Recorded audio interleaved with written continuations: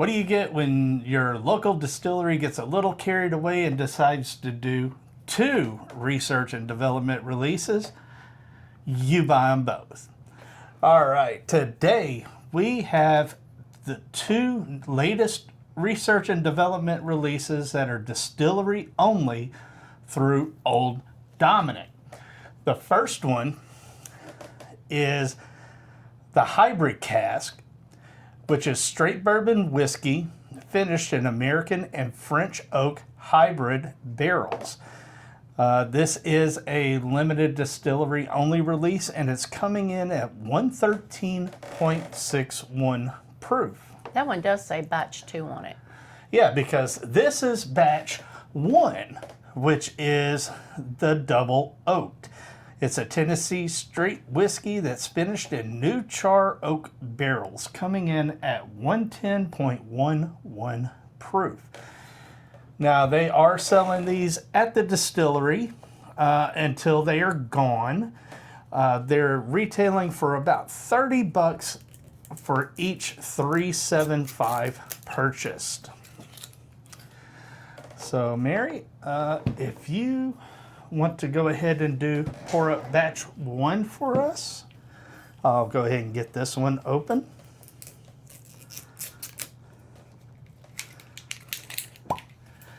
All right. Had to fight that a little bit. Them synthetic corks. Yeah.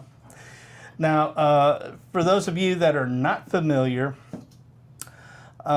Old Dominick is pretty much a staple in the Memphis area, and they do a lot of R&D releases. One such release was given out with Bruzel's last Rooster Run. There are plans for a special bottle to be distributed for this year's Rooster Run, but it has not been officially confirmed. All right, let's jump into this double oaked 110 proof. You definitely get oak on the nose. Nice dark color. I like that. It's got a little sweetness on the nose too. Yeah, it coats the glass very well. It's got a fruit note in there. Yeah, the first thing you get is that char from the double oak, but it's sweet. I'm almost getting like an apple, like a red apple. Okay. Keep going to it. It just keeps getting sweeter and sweeter. The oakiness of it kind of subsides. Like Mary said, I am getting some red fruits on this, light baking spice. You know, it's just subtle. But let's see how it is on the palate. I have high hopes with it being good the way it's coating this glass. I'm definitely getting bacon spices like cinnamon, pretty strong. It's got a little heat to it. It's drinking hotter than its actual proof. Ooh, well, it drinks more like 120 proof. Well, it is first pour of the day. Right. So there's that. But I am getting like, you said red fruits, but I'm getting more apple, like a red apple, the juicy. Mm-hmm. I'm getting that note on the tongue. All right. Acclimation sip. Now let's go for a good one now. All right. On that one, I'm getting more of the baking spice. Dark brown sugar, like caramelized brown sugar. But I'm still getting apple on this. I'm getting more of a darker fruit note, almost like a date. It could be too, because we had some baked ziti. So maybe from the citrus of the tomato. The acidity of it. Yeah. Could be. Could be that's kind of throwing my palate off.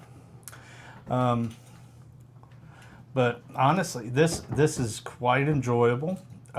It's not harsh like most double oaks. Definitely, it's more robust than your standard Woodford double oak. But I think it has a little more complexity to it than the Woodford. This one, I could see really like what we have for dinner tonight, that Italian. That goes really well with this. Yeah, but I'm thinking that it's also on my palate that I'm picking up a lot more of an apple note than I probably would otherwise. Could be. Where it could be maybe more of a dark fruit that I would normally pick up, but I think because of, I said citrus, but that wasn't right. It's acidic Okay. with the tomato Yeah. that I've had on my palate, so it could be the acidity on that is Well, kind of throwing my palate off a little bit. Citrus and acidity kind of go together. Well, plus you're drinking a citrus soda. So that may play a little bit with it as well. Could be, but Yeah. it's a darn good pour, and yeah, this would have been a great pour with dinner, Yeah. especially with the cheese in it. Oh, yeah. With that freshly grated Parmesan cheese. Let me see your Kinsey, please.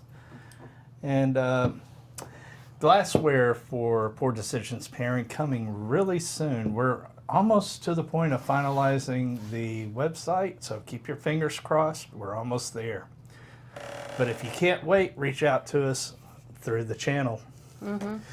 All right, now we are going to go into the hybrid cask, which is the straight bourbon whiskey, finished in American and French oak hybrid barrels at 113.61 proof. I'm not the biggest French oak fan.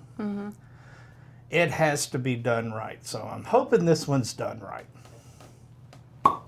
Nice cork pop. And incidentally, since you were mentioning merch, I am highly considering, since I use the Pour Decisions Unlimited YouTube, I'm thinking of just putting a lot of the merchandise on that YouTube so that y'all can see what type of stuff that I have in case things don't work out in tomorrow's call. Yeah. To try to get the online store online. All right. Well, Oh, just I'm like still on that one. the first one, the color on this is really good. Let me look and see if there's any kind of an age statement on this. This one's got like a muskier nose on it. It's not as fruit forward like when I go to this one. Yeah, it's bacon, spice, and fruit. Yeah.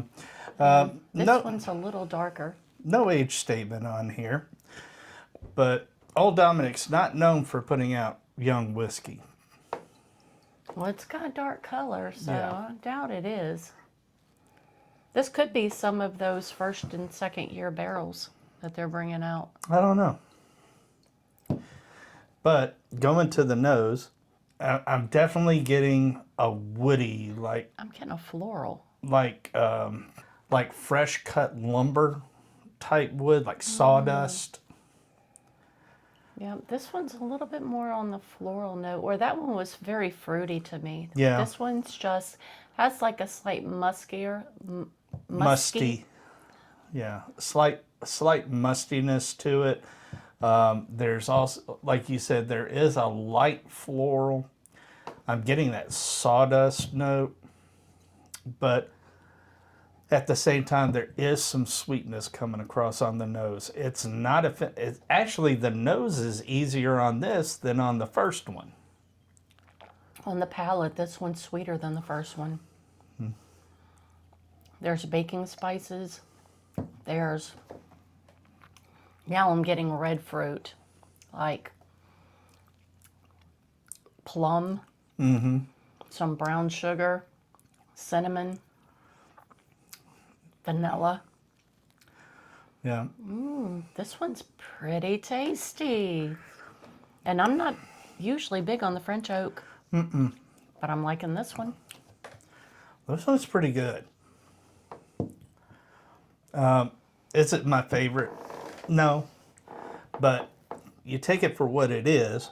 You do get that fruitiness, baking spice. That sawdust note is there. There is a sweet richness to it. Hard to put my finger on exactly what that is. I would pair this with some meatloaf and mashed potatoes, but instead of russet potatoes, out of the red potatoes. The smashed red potatoes. I could see that. That flavor, I think, would really complement. Yeah, I'm thinking for either one of these, the Cohiba Reds that came out would be really good to pair as an after dinner pour with this, because they do have some fruity and sweet notes, but also have some pretty good baking spice notes on it as well. I know I smelled one, but I haven't. That's usually a full-size cigar. Then I'm into the small ones, not the great big ones. But I like the smell when they're burning. Well, overall, I cannot pick a favorite because they're both good in their own right. Let us know in the comments down below. Have you had an opportunity to try these? And if so, which one did you prefer and what would you pair it with? All right, I think that's going to do it for us today, Mary. Just remember, we only have this one life to live. So make it about family, good friends, and great whiskey. Until next time, our friends. Cheers.